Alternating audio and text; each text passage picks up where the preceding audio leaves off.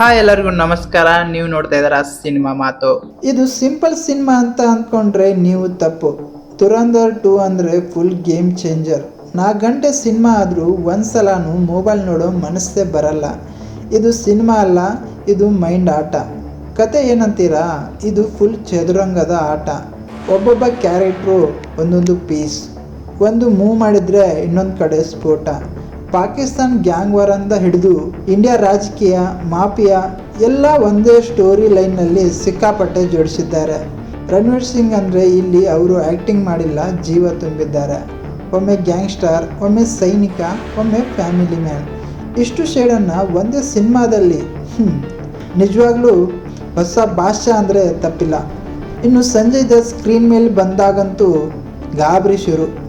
R Madhavan dialogue ಕಡಿಮೆ ಆದರೂ punch ಜಾಸ್ತಿ. ಎಲ್ಲರೂ ತಮ್ಮ ಪಾತ್ರಕ್ಕೆ ಫುಲ್ ಜಸ್ಟಿಸ್ ಕೊಟ್ಟಿದ್ದಾರೆ. ಇನ್ನು ಡೈರೆಕ್ಟರ್ ಆದಿತ್ಯ ಧರ್, ಇವರು ಸಿನಿಮಾ ಮಾಡಿಲ್ಲ, ರಿಯಾಲಿಟಿ ತೋರಿಸಿದ್ದಾರೆ. ಇನ್ನು ಇಂಟ್ರೋವಲ್ ಸೀನ್ ಅಂದರೆ ಹೃದಯ ಬಡಿತ ಜಾಸ್ತಿ ಆಗೋದು ಹೈ ಲೆವೆಲ್. ಹಿಂಸೆ ನಿಜವಾದಂತೆ, ಸ್ಕ್ರೀನು ರೋಮಾಂಚಕ, ಫೀಲ್ ಅಂತೂ ನೆಕ್ಸ್ಟ್ ಲೆವೆಲ್.